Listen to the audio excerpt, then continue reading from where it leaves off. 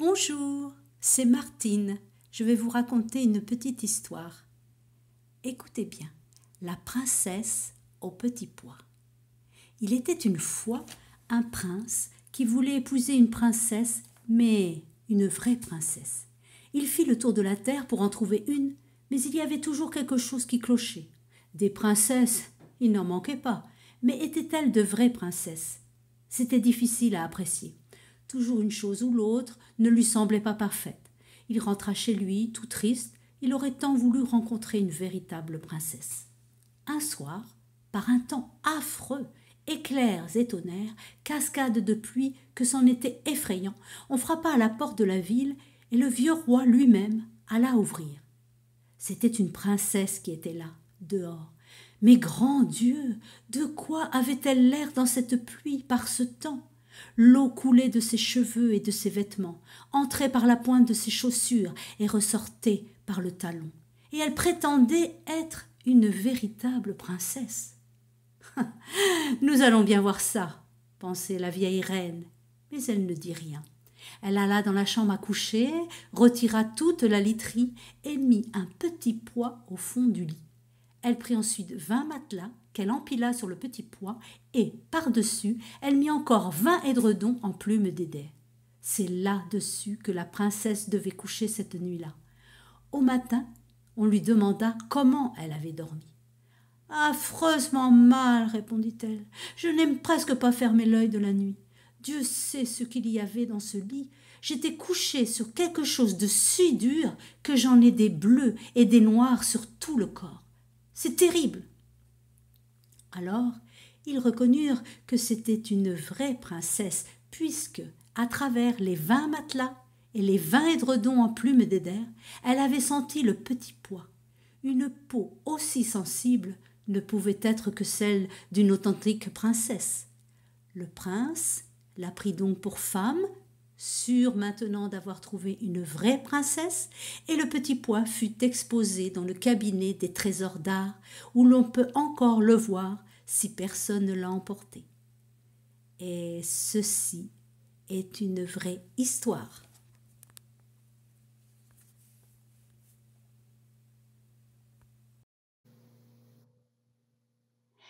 Coucou les enfants, c'est Martine.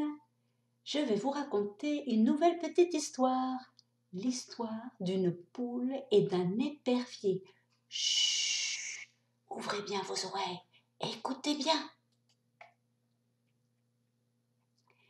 Si la poule et l'épervier sont fâchés, c'est dû à la négligence de l'une et à l'intolérance de l'autre. Écoutez donc comment leur amitié a mal tourné. Leur amitié, eh oui, car dans la nuit des temps, ils étaient inséparables, la poule et l'épervier, au point de se rendre de menus services. « Flûte, j'ai déchiré mon pagne !» de s'exclamer un jour la poule et de chercher partout pour le raccommoder avec du fil et une aiguille. « Épervier, mon ami, il me semble t'avoir vu un jour en train de coudre. N'aurais-tu pas une aiguille à me prêter ?» s'enquit donc la poule. J'en ai, mais une seule, s'écrie l'épervier. C'est mon cousin, Lapi, qui me l'a ramenée de la ville. Alors je te la prête, mais fais bien attention de ne pas l'égarer. Mais oui, caquette la poule discrètement.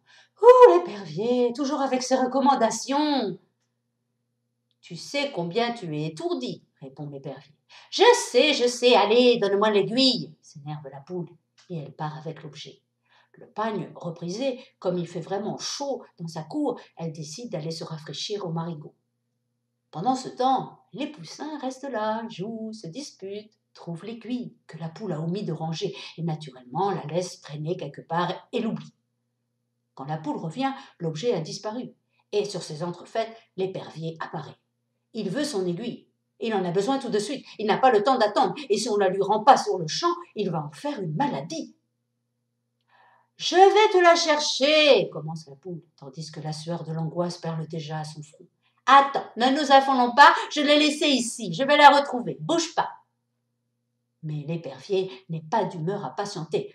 « Comment ça, tu vas la retrouver? Tu l'as laissée par terre, mon aiguille ?»« Non, pas de panique, reprend la poule en plein affolement.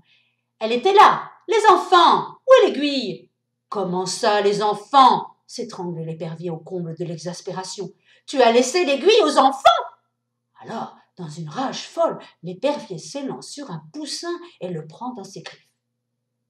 Et puisqu'il en est ainsi, annonce-t-il, pour me dédommager de l'aiguille, j'emporte un poussin et compte que je reviendrai régulièrement me fournir en poussin tant que tu n'auras pas retrouvé cette aiguille.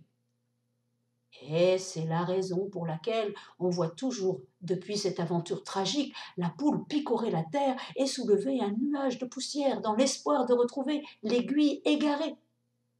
Mais comme elle ne l'a toujours pas retrouvée, l'épervier continue à voler ses poussins.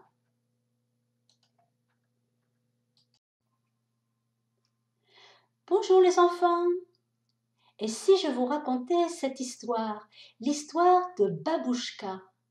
Écoutez bien, ouvrez grand, grand, grand vos oreilles. En plein cœur de la Sibérie, au nord de la très grande Russie, vivait une vieille babouchka qui connaissait le secret du bonheur. Depuis des années, cette babouchka allait de village en village pour dévoiler son secret à qui voulait bien l'entendre. Alors qu'elle traversait un village encore inconnu, elle frappa à toutes les portes afin de trouver un lit pour la nuit. Mais personne ne lui ouvrit. Ces gens restent chez eux. Ils ne savent pas être heureux, se dit-elle. Voilà un endroit pour moi.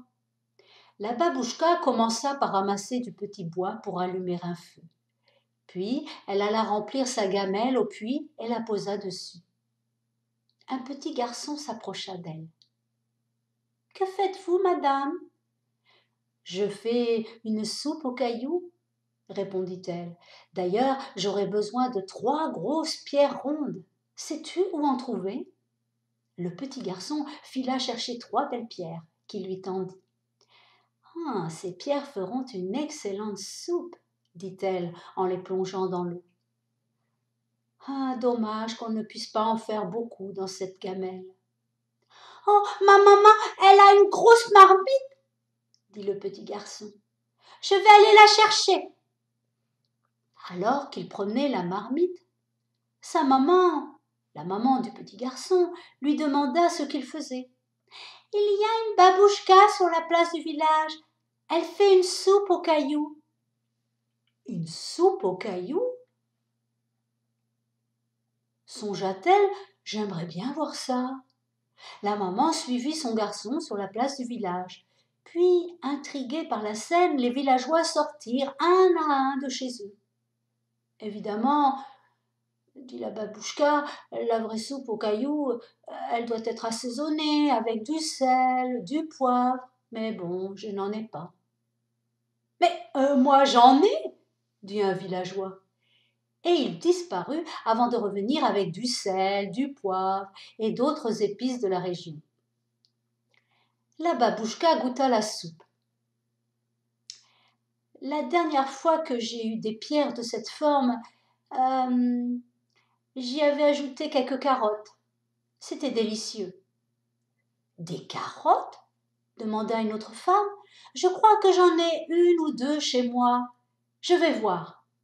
Et la femme revint avec un panier rempli de carottes, ainsi que 2 beaux choux qu'elle se pressa de jeter dans la marmite. Ah, soupira la babouchka. Quel dommage que je n'ai pas d'oignons. Ce serait si bon. Oh oui, dit un fermier, je cours en chercher. Et petit à petit, chacun apporta de quoi enrichir la soupe. Quand l'un avait à cœur de donner, le suivant donnait plus encore. Poireaux, tomates, saucisses, lard fumé, la soupe dégageait à présent une délicieuse odeur. Enfin, la babouchka déclara « La soupe est prête! La soupe est prête !» Tous se réunirent alors autour d'une grande table, apportant avec eux pain, boissons. Quel festin! Au village, on n'avait jamais vu ça. Après le repas, chants et danses se prolongèrent jusque tard dans la nuit. Le village avait retrouvé le bonheur et la joie grâce à 3 cailloux et une vieille babouchka.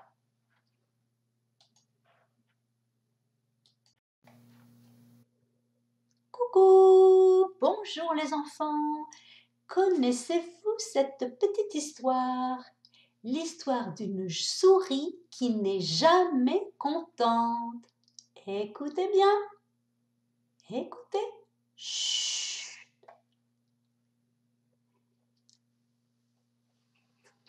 Il était une fois une souris qui n'était jamais contente.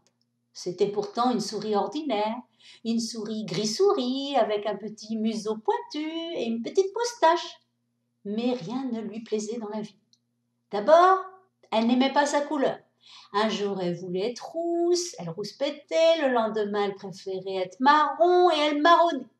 Elle se trouvait petite, on l'appelait mini-souris, mais elle avait beau se pendre par les pieds, elle ne gagnait pas 1 millimètre. Et ça, elle ne pouvait l'admettre. Son poil non plus ne lui convenait pas. Elle le trouvait trop ras, elle ressemblait à ses cousins, les rats, et ça la chagrinait. Elle vivait dans un trou qui était si petit, si étroit, qu'elle avait plus de place quand elle achetait 3 grains. Ça la rendait grincheuse. Bref, jour et nuit, notre souris ronchonnait sans cesse. « Tu n'es pas très gentille, lui disait-on. Peut-être es-tu malade ou trop maigre. C'est vrai ça, on parle toujours des bons gros, mais jamais des bons maigres. Tu devrais y songer. » Elle y songea. Manger, elle ne pensa plus qu'à se gonfler la panse. Elle s'enferma chez elle avec des provisions et se mit à la tâche. Au menu, lundi, pâté, patate et pâte. Mardi, pâte, pâté et patate. Mercredi, patate, pâte et pâté. Jeudi, pâté, pâte et patate. Vendredi, pâte, patate et pâté. Samedi, pâte, pâté et pâte. Et le dimanche, un grand verre d'eau. Une semaine passa, sans résultat. Malgré un tel menu, elle restait toujours menue, trop menue. Alors elle supprima le verre d'eau. Après plus de 2 mois de ce régime bourri-bourra, notre souris glouton finit pourtant par s'empâter de partout et devint ronde comme un ballon. Même les pattes semblaient parties, cachées par son gros ventre. Il n'y avait plus que les oreilles qui dépassaient, et encore, pas tout, juste un petit bout. Mais quand elle se trouva coincée dans son trou sans pouvoir en sortir, elle fut à nouveau de très mauvaise humeur. Et elle jeûna le plus vite possible. À sa première sortie, elle rencontra 2 souris voisines, une blanche, une verte. La blanche travaillait à l'hôpital et elle était pâle, très pâle. La verte courait dans l'herbe, mais quelqu'un qui passait par là l'attrapa par la queue, la trempa dans l'huile, dans l'eau, et elle se transforma en un escargot tout chaud. Quel sort pour une souris de finir en escargot! Notre souris grise aurait pu se dire qu'être couleur muraille, ce n'était pas si mal que ça après tout. Mais non, elle ne se le dit même pas. Le soir, il y avait un bal. Pour se faire belle et se grandir un peu, notre mini-souris mit ses souliers vernis avec des talons hauts. Puis, elle entra. Musique! Drame! C'était un cha-cha-cha. Elle voulut s'échapper, mais elle glissa par terre et tomba sur les dents. Crac! Plus de dents. Mais c'est triste une souris sans dents qui ne grignote ni ne sourit. Il lui fallait d'urgence une dent de remplacement. Elle fit alors le vœu que si elle en trouvait une, elle deviendrait une crème de souris et elle le demeurerait pour le reste de la vie. Et c'est depuis ce temps-là que les enfants glissent sous leur oreiller leurs premières dents de lait. C'est pour aider les petites souris à devenir beaucoup plus sages.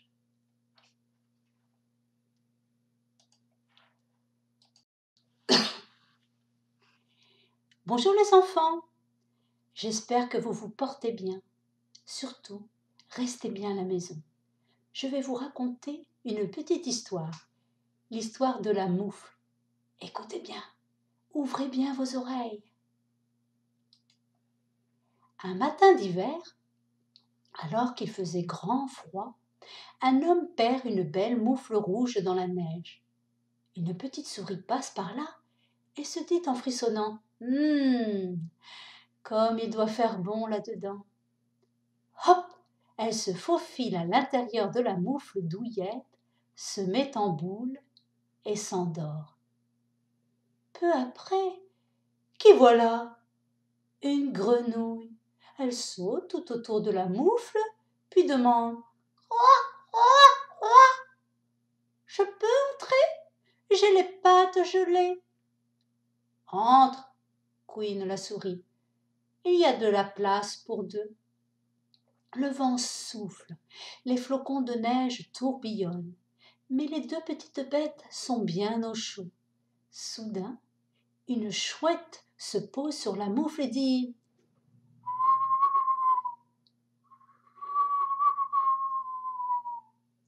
C'est doux. Y a-t-il une place pour moi? J'ai si froid que je ne sens plus mes ailes. » La souris et la grenouille font la grimace, mais elles répondent poliment.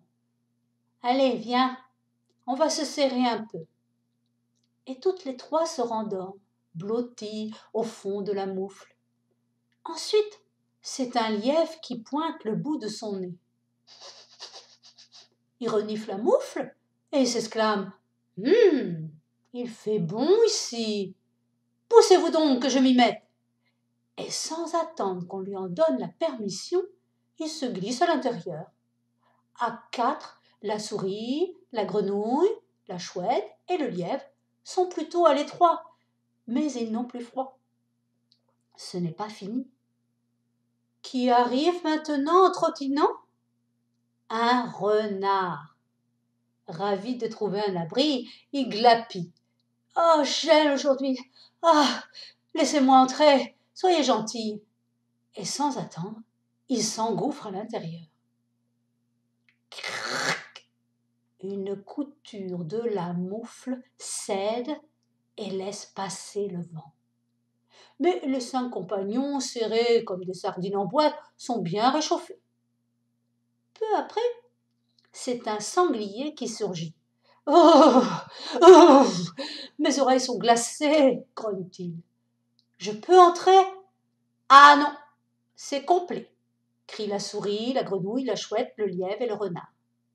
Ah, sornette, s'il y a de la place pour 5, il y a bien de la place pour 6, proteste le sanglier. Zou! Il pousse tout le monde et s'installe au milieu. Une deuxième couture s'ouvre, mais la moufle tient encore. Hélas, devine qui apparaît après ça? Un ours. En le voyant, la souris, la grenouille, la chouette, le lièvre, le renard et le sanglier s'écrient en chœur. « Ah non, non, non, non, non, pas toi. Tu es trop gros. » Bon, dit l'ours, prenez-moi avec vous. Pitié, je suis frigorifié. Bon, bon, d'accord, soupirent les autres. Mais tu as intérêt à te faire tout petit. L'ours s'aplatit pour entrer dans la moufle. Et, cric, et crac, elle se déchire encore. Les 7 animaux se tiennent chaud. Mais cette fois, il n'y a vraiment plus de place dans la moufle. Pourtant, écoute encore. Une fourmi, une toute petite fourmi, sort de son trou et se dirige vers la moufle. Tip, tip, tip, tip, tip, tip, tip, tip, tip. Personne ne la voit se faufiler par une des coutures. C'en est trop. Pleine à craquer, la moufle éclate en 1000 morceaux et nos 8 compères se retrouvent dans la neige. Et à qui font-ils les gros yeux? À la pauvre petite fourmi, bien sûr. C'est vraiment trop injuste.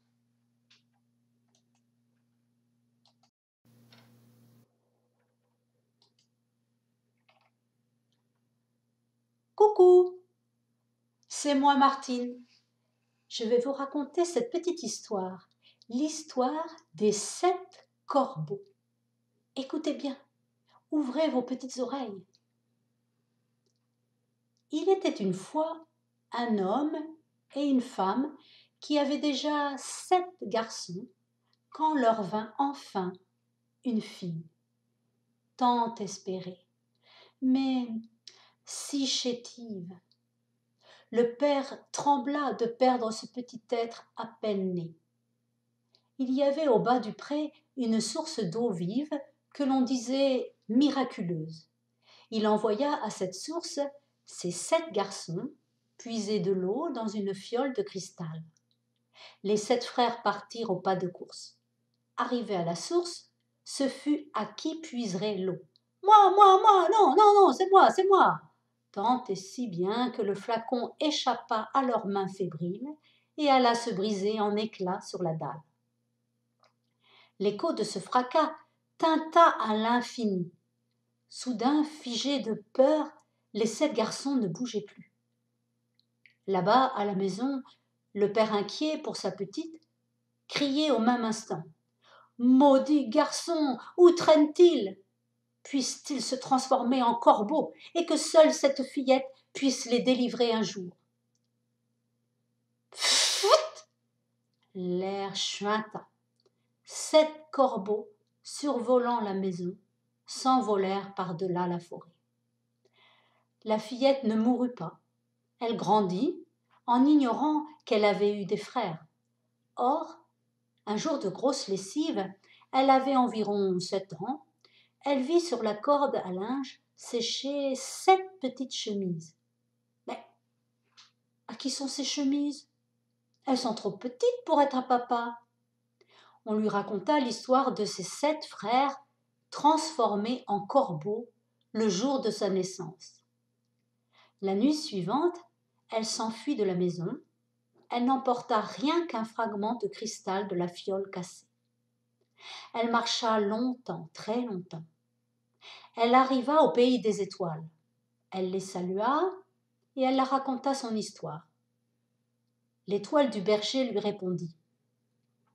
Pour délivrer tes frères de la malédiction, tu dois leur tisser 7 chemises d'ortie sans prononcer un mot. Ensuite, tu chercheras la montagne de verre. C'est là que vivent les 7 frères. Voici la clé pour en ouvrir la porte. L'étoile du berger lui donna un petit bout d'os. La fillette remercia, mit la clé dans sa poche et dit au revoir aux étoiles. Elle marcha longtemps, très longtemps. Elle trouva un champ d'ortie, elle s'assit, fila, tissa, cousit 7 chemises d'ortie sans prononcer un mot. Quand les chemises furent faites, elle reprit sa route. Elle marcha longtemps, longtemps. Elle trouva la montagne de verre. La porte était fermée. Elle alla dans sa poche pour y prendre le petit os. La poche avait un trou et l'os avait filé. Alors elle prit son couteau et se coupa le petit doigt pour en faire une clé nouvelle. Cela marcha très bien. La porte s'ouvrit toute grande. Il y avait une salle à manger. Le couvert était mis, 7 assiettes et 7 gobelets, et le repas servi. La fillette mangea une bouchée dans chaque assiette et but une gorgée dans chaque gobelet. Puis elle alla se coucher dans un petit lit blanc. Arrivèrent les 7 corbeaux dans leur livrée de plumes noires. « Mais qui a mangé dans mon assiette ? Qui a bu dans mon gobelet ? Oh, regardez ce fragment de cristal de la fiole que nous avons cassé. Quelqu'un de par chez nous est venu jusqu'ici. Et si c'était notre sœur, nous serions bientôt délivrés. » C'était à qui croissait le plus fort. La fillette se réveilla, elle entra doucement dans la salle à manger, elle jeta une chemise sur chacun des frères corbeaux. À l'instant, dans un fouillis de plumes noires qui virevoltèrent partout, les 7 corbeaux redevinrent garçons. Toute la nuit firent fête, et dès le lendemain matin, ils s'en allèrent tous ensemble, les 7 garçons et leurs vaillantes sœurs, retrouver leurs parents à la maison.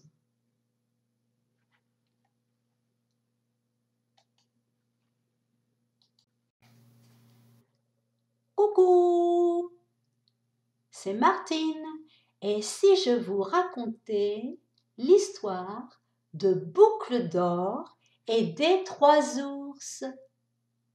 Écoutez bien. Tout près de la forêt habitait une petite fille qui avait les cheveux si blonds et si bouclés qu'on l'appelait Boucle d'Or. Dans la forêt, près de la maison de Boucle d'Or, vivait une famille ours. Il y avait le grand ours, le moyen ours et le petit ours. Comme il faisait très beau ce jour-là, et parce que la soupe était bien trop chaude pour être mangée tout de suite, les 3 ours décidèrent de faire une petite promenade en attendant que le déjeuner refroidisse un peu. Ils sortirent donc tous les 3, laissant derrière eux la porte de la maison entr'ouverte. Ils ne craignaient pas les voleurs. Boucle d'Or, ce jour-là, avait aussi eu l'envie de se promener dans la forêt, et ce chemin faisant, elle arriva près de la maison des 3 ours. Elle frappa à la porte, mais n'entendit aucune réponse. Alors, comme elle était bien curieuse de savoir qui pouvait vivre ici, elle entra. En arrivant dans la salle à manger, elle remarqua sur la table 3 bols de soupe.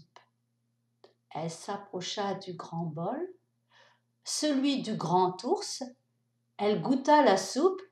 Ah, elle la trouva bien trop chaude. Elle s'approcha alors du moyen bol, celui du moyen ours. Elle goûta la soupe. Ah, elle la trouva bien trop salée. Elle s'approcha enfin du petit bol, celui du petit ours. Elle goûta la soupe et elle la trouva tellement, tellement bonne qu'elle la mangea jusqu'à la dernière goutte. Ensuite, elle voulut s'asseoir. Elle s'assit sur la grande chaise, celle du grand ours. Mais oh là là là là, elle la trouva bien trop haute. Elle s'assit sur la moyenne chaise, celle du moyen ours. Elle la trouva trop bancale. Elle s'assit alors sur la petite chaise, mais comme Boucle d'Or était trop lourde, elle la cassa. Oh, ce n'est pas grave, se dit-elle. Continuons la visite. Elle vit alors un escalier au bout de la pièce, et elle entreprit de le monter. Arrivée en haut, elle vit une grande chambre à coucher, dans laquelle se trouvaient 3 lits, un grand lit, un moyen lit et un petit lit. Elle se coucha sur le grand lit, celui du grand ours évidemment, mais elle le trouva trop dur. Alors elle se coucha sur le moyen lit, celui du moyen ours, bien entendu. Elle le trouva trop mou. Enfin, elle se coucha sur le petit lit, celui du petit ours, cela va de soi, et elle le trouva tout à fait comme il faut. Alors elle s'y endormit. Les 3 ours, comme ils avaient terminé leur petite promenade, rentrèrent à la maison. Le grand ours, voyant son bol, s'écria « Quelqu'un a touché à ma soupe !» Le moyen ours, voyant son bol, s'exclama « Oh, quelqu'un a touché à ma soupe !» Le petit ours regarda son bol et dit « Quelqu'un a mangé toute ma soupe !» Le grand ours avança dans la pièce et vit sa chaise. « Oh, quelqu'un s'est assis sur ma chaise !» Le moyen ours s'avança alors vers sa chaise et dit « Quelqu'un s'est aussi assis sur ma chaise ?» Et le petit ours, comme il se doit, s'approchant à son tour, pleurnicha. Quelqu'un a cassé ma chaise. D'un pas décidé, le grand ours se dirigea vers l'escalier qu'il grimpa quatre à quatre, suivi par le moyen ours et par le petit ours qui séchait ses larmes. Le grand ours, une fois dans la chambre, avança vers son lit. Quelqu'un s'est couché sur mon lit. Le moyen ours, s'approchant aussi, dit « Quelqu'un s'est couché également sur mon lit. » Et le petit ours alors s'étonna. « Il y a quelqu'un sur mon lit. Il y a quelqu'un sur mon lit. » Boucle d'Or, réveillée par la voix des ours, ouvrit les yeux et vit les trois ours penchés au-dessus d'elle. Elle eut très peur, et voyant la fenêtre ouverte, elle s'y précipita et sauta par-dessus pour courir vite, jusque chez elle. Les trois ours ne la revinrent plus jamais.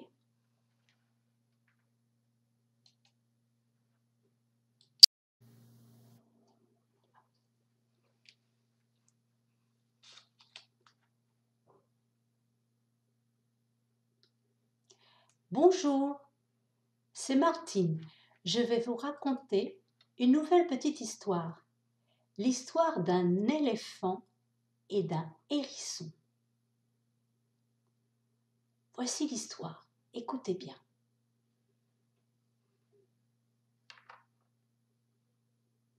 Il était une fois les animaux de la brousse. Ils vivaient entre eux, seuls sur la terre. Non, pas tout à fait. Il y avait aussi dans la brousse les génies, les grands et les nains, qui eux aussi vivaient entre eux. Quant aux hommes, ils n'avaient pas encore fait leur apparition sur la terre.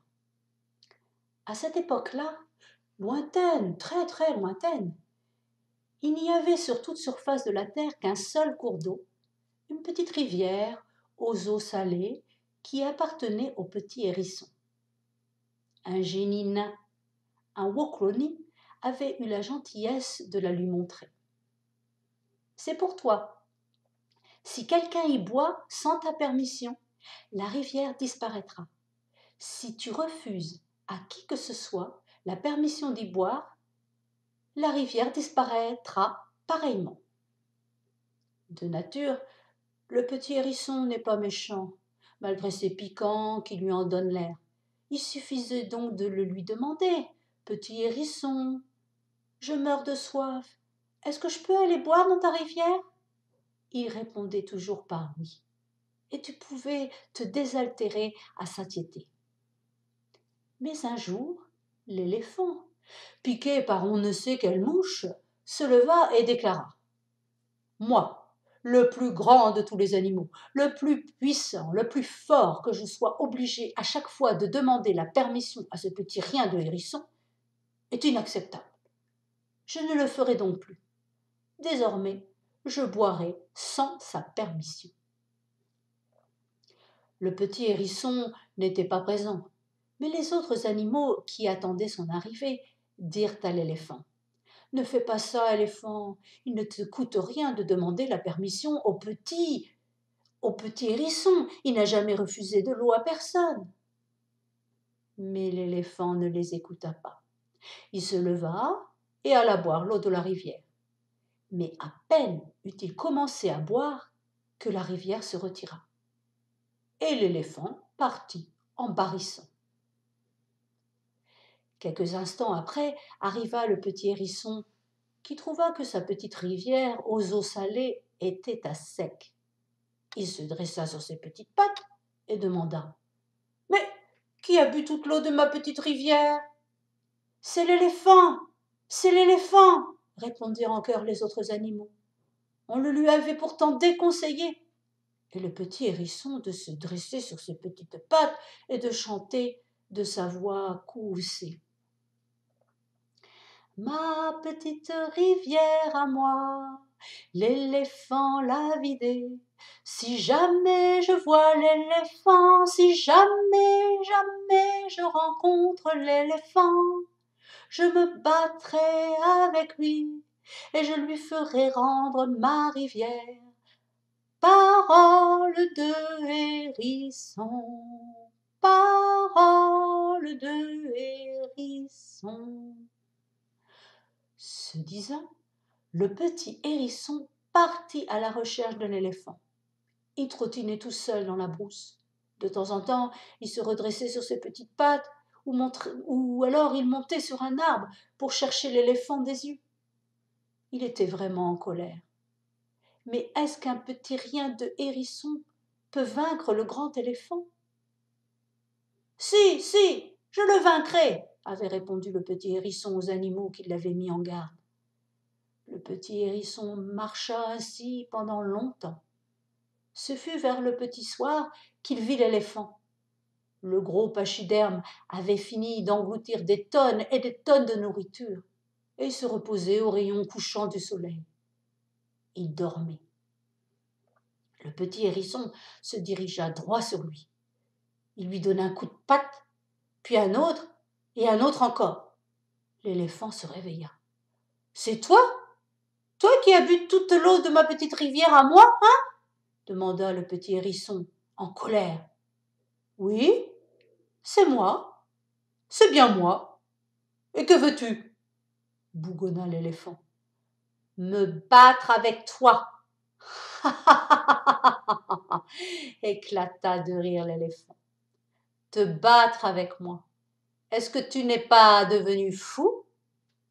En réponse, le petit hérisson se mit à frapper l'éléphant. Et l'éléphant se fâcha. Il se leva, il leva sa trompe et frappa à son tour le petit hérisson. C'était ce qu'il ne fallait pas faire. Le petit hérisson enfonça tous ses piquants dans la trompe de l'éléphant, qui hurla de douleur et appela tous les animaux au secours. Ceux-ci vinrent supplier le petit hérisson d'enlever ses piquants de la trompe de l'éléphant. Le petit hérisson, malgré ses piquants, n'est pas méchant. Il accepta volontiers de soigner l'éléphant. C'est depuis ce jour que l'éléphant, malgré sa force, ne s'attaque jamais au plus petit que lui.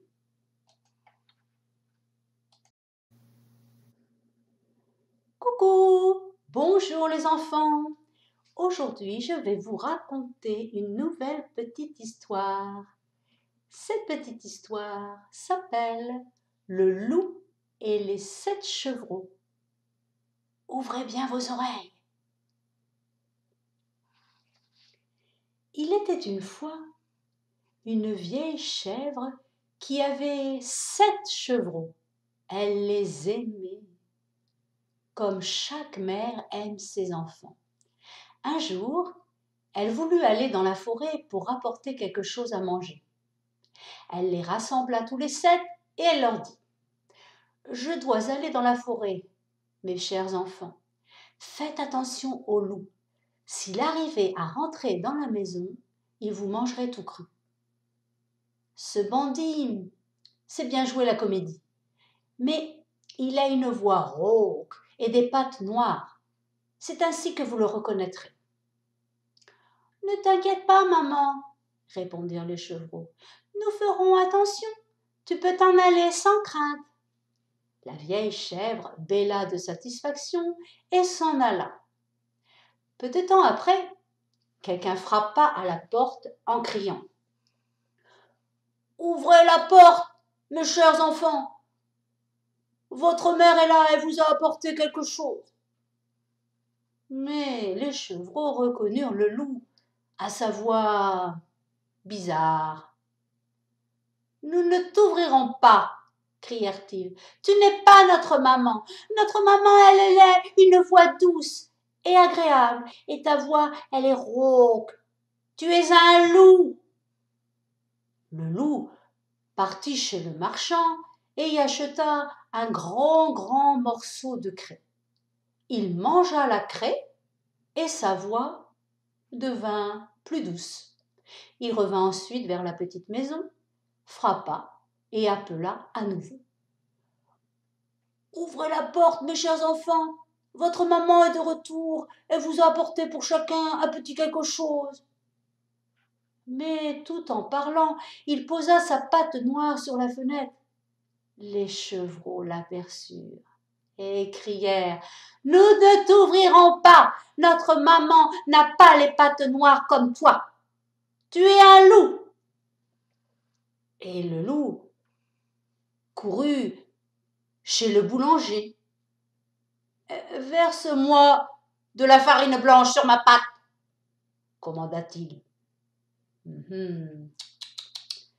Le loup veut duper quelqu'un, pensa le boulanger. Mais le loup dit, si tu ne le fais pas, je te mangerai. Le boulanger eut peur et tout de suite il blanchit sa pâte. Pour la troisième fois, le loup arriva à la porte de la petite maison, frappa et cria. Ouvre la porte, mes chers petits. Maman est de retour de la forêt, elle vous a apporté quelque chose. Montre-nous ta patte d'abord, crièrent les chevreaux, que nous sachions si tu es vraiment notre maman. Le loup posa sa patte sur le rebord de la fenêtre, et lorsque les chevreaux virent qu'elle était blanche, ils crurent tout ce qu'il avait dit et ouvrirent la porte. Mais c'est un loup qui entra. Les chevreaux prirent peur et voulurent se cacher. L'un sauta sous la table, un autre dans le lit, le troisième dans le poêle, le quatrième dans la cuisine, le cinquième s'enferma dans l'armoire, le sixième se cacha sous le lavabo et le septième dans la pendule.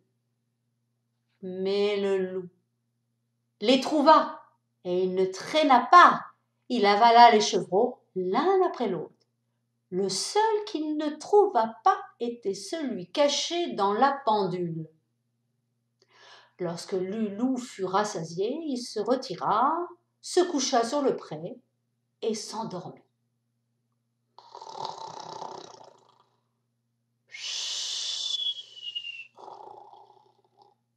Peu de temps après, la vieille chèvre revint de la forêt.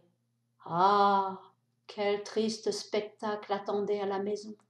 La porte grande ouverte, la table, les chaises, les bancs renversés, le lavabo avait volé en éclats, la couverture et les oreillers du lit traînaient par terre.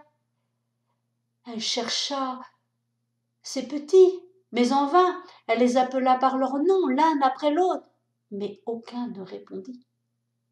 C'est seulement lorsqu'elle prononça le nom du plus petit qu'une petite voix fluette se fit entendre. « Je suis là, maman, je suis là, dans la pendule. » Elle l'aida à en sortir et le chevreau lui raconta que le loup était venu et qu'il avait mangé tous les autres chevreaux. Imaginez combien la vieille chèvre pleura ses petits. Toute malheureuse, elle sortit de la petite maison et le chevreau courut derrière elle. Dans le pré, le loup était couché sous l'arbre et il ronflait à en faire trembler les branches. La chèvre le regarda de près et elle observa que quelque chose bougeait et grouillait dans son gros ventre. « Mon Dieu !» pensa-t-elle, « et si mes pauvres petits que le loup a mangés au dîner étaient encore en vie ?» Le chevreau dut repartir à la maison pour apporter des ciseaux, une aiguille et du fil. La chèvre cisailla le ventre du monstre et aussitôt le premier chevreau sortit la tête. Elle continua et les 6 chevreaux en sortirent l'un après l'autre, tous sains et saufs, car dans sa hâte, le loup gloton les avait avalés tout entiers. Quel bonheur! Les chevreaux se blottirent contre leur chère petite maman, puis gambadèrent. Mais la vieille chèvre dit: allez les enfants, apportez des pierres, aussi grosses que possible. Nous les fourrerons dans le ventre de cette vilaine bête tant qu'elle est encore couchée et endormie. Et les 7 chevreaux roulèrent les pierres et en farcirent le ventre du loup jusqu'à ce qu'il soit plein. La vieille chèvre le recousit vite, de sorte que le loup ne s'aperçut de rien et ne bougea même pas. Quand il se réveilla enfin, il se leva, et comme les pierres lui pesaient dans l'estomac, il eut très soif. Il voulut aller au puits pour boire, mais comme il se balançait en marchant, les pierres dans son ventre grondaient. Il alla jusqu'au puits, se pencha et but. Les lourdes pierres le tirèrent sous l'eau, et le loup se noya lamentablement. Les 7 chevreaux accoururent alors et se mirent à crier: le loup est mort, le loup est mort, le loup est mort. Et ils se mirent à danser autour du puits, et la vieille chèvre dansa avec eux.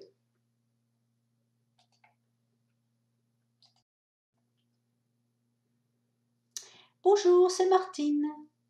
Je vais vous raconter cette jolie histoire, Jacques et le haricot magique. Écoutez bien. Chut. Jacques vivait avec sa maman dans une petite ferme assez jolie. Ils travaillaient dur tous les deux, mais ils étaient très pauvres. Un jour, leur vieille vache ne donna plus de lait et la maman de Jacques décida de vendre la vache. « C'est moi qui vais la conduire au marché, » dit Jacques.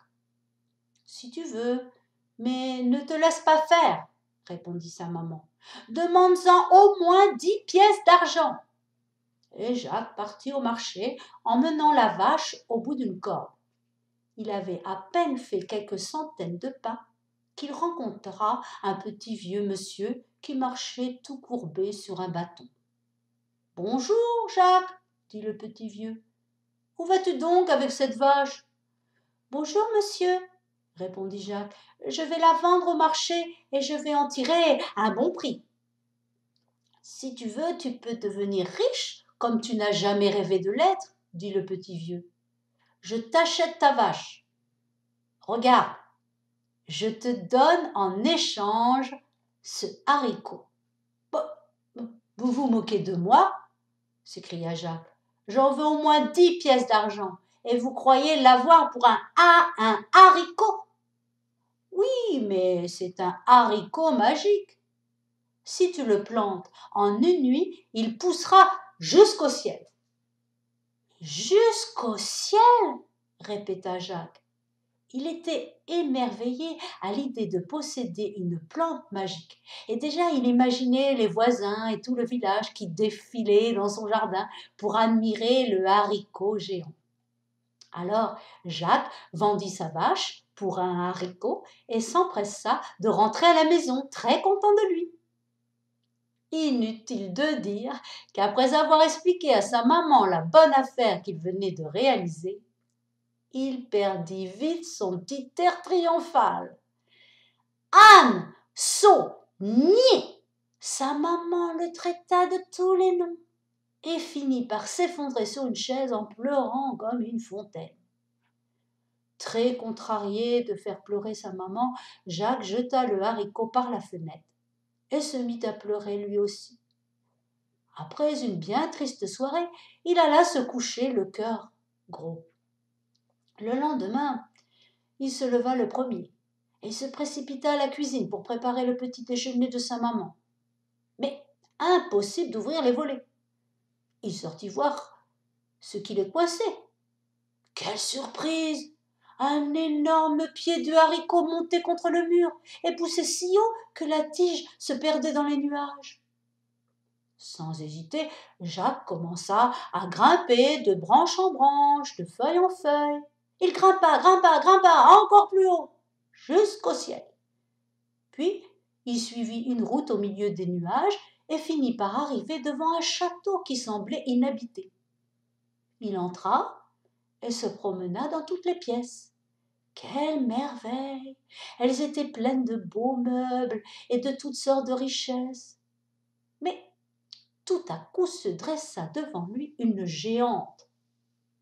Sans perdre son aplomb, Jacques lui dit « Bonjour, madame, pourriez-vous me donner un peu à manger, s'il vous plaît? J'ai faim. » « Mon pauvre enfant, dit la géante, que viens-tu faire ici? Mon mari est un ogre. Au lieu de te donner à manger, c'est lui qui va te manger. » Jacques n'eut pas le temps de répondre, car à ce moment, on entendit un grand bruit. Boum, bam, bam, bam. Vite, dit la géante, cache-toi derrière le buffet. Jacques se cacha et vit entrer un géant qui portait dans une main un sac et dans l'autre un mouton. Le géant jeta le sac dans un coin et des pièces d'or s'en échappèrent. Il se mit à renifler de tous les côtés. Puis il s'écria « Ah, ça sent la chair fraîche !»« Bien sûr, dit la femme, c'est ce mouton que vous apportez. Dépêchez-vous de le préparer pour que je puisse le faire cuire. » L'ogre obéit. La femme fit cuire le mouton. L'ogre le mangea et alla se coucher. Bientôt, ses ronflements faisaient trembler les murs. Alors Jacques, tout doucement, sortit de sa cachette, prit le sac de pièces d'or et en courant s'en revint comme il était venu. Pendant ce temps, sa maman l'avait cherché et elle était très inquiète de la disparition de son petit Jacques. « Pauvre petit, se disait-elle, je l'ai tellement grondé hier soir que peut-être il est parti et il ne reviendra pas. » Elle fut bien surprise de le voir descendre du haricot et elle se précipita pour l'embrasser. « Eh bien, petite mère, lui dit Jacques, tu vois que c'était vraiment un haricot magique. Tiens, c'est pour toi. » Et il lui donna le sac de pièces d'or. La pauvre femme remercia le ciel de lui avoir donné un fils si habile, et tous deux vécurent des jours heureux grâce à l'or du géant. Au bout de quelques mois, les pièces d'or furent toutes dépensées, et Jacques décida de revenir au château des nuages. De branche en branche, de feuille en feuille, il grimpa le long de la tige du haricot. Quand il se trouva devant la géante, il la salua bien poliment.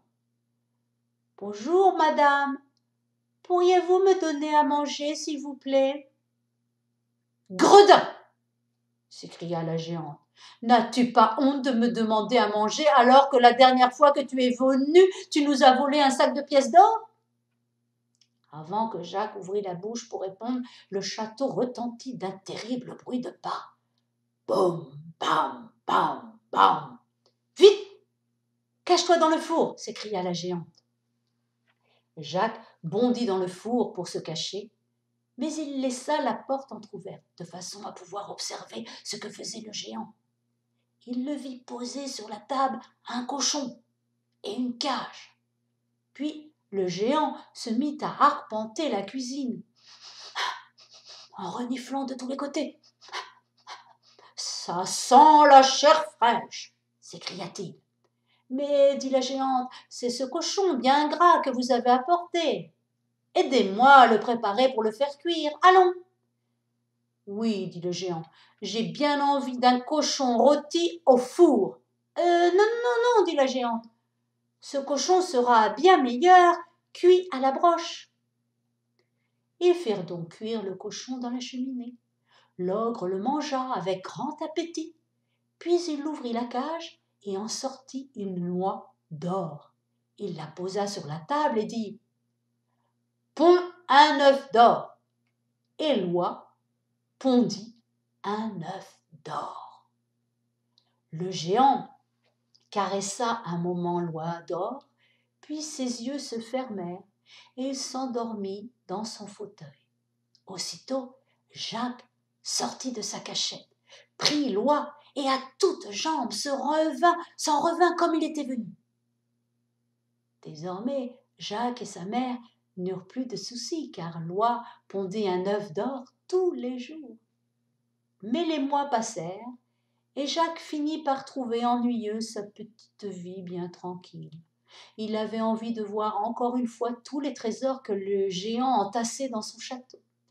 Alors, de branche en branche, de feuille en feuille, il reprit la route des nuages. Cette fois, il jugea plus prudent de ne pas se faire voir de la géante. Il se faufila dans le château, gagna la cuisine et grimpa sur une étagère. Là, il se cacha derrière le pot de farine. Au bout d'un moment, il entendit « Boum, bam, boum, bam !» À peine entré dans la cuisine, l'ogre se mit à renifler de tous côtés et il crie « Ça sent la chair fraîche, ça sent la chair fraîche !» La femme regarda derrière le buffet où Jacques s'était caché la première fois, puis dans le four, mais elle ne le trouva pas. Ils cherchèrent le garçon partout, mais n'eurent pas l'idée de regarder derrière le pot de farine. À la fin, ils pensèrent qu'ils s'étaient trompés. Jacques les vit déjeuner d'une vache rôtie. Puis le géant prit dans le placard une harpe d'or et la posa sur la table. « Harpe d'or, joue !» dit le géant. Et la harpe se mit à jouer. Sa musique était si douce que le géant et sa femme ne tardèrent pas à fermer les yeux et à s'endormir. Dès que retentirent les ronflements, Jacques sortit de sa cachette et hop, il prit la harpe. Mais en quittant le château, il cogna la harpe contre la porte et elle résonna. Dong, dong. À ce bruit, le géant se réveilla en sursaut et il poussa un cri terrible en voyant Jacques emporter la harpe. Il s'élança aussitôt pour le rattraper. Ah, mes amis, quelle course! Le géant allait saisir le garçon, mais celui-ci sauta sur la tige du haricot et commença à descendre. Comme une sauterelle, le petit bondissait de feuille en feuille, tandis que le géant descendait lourdement.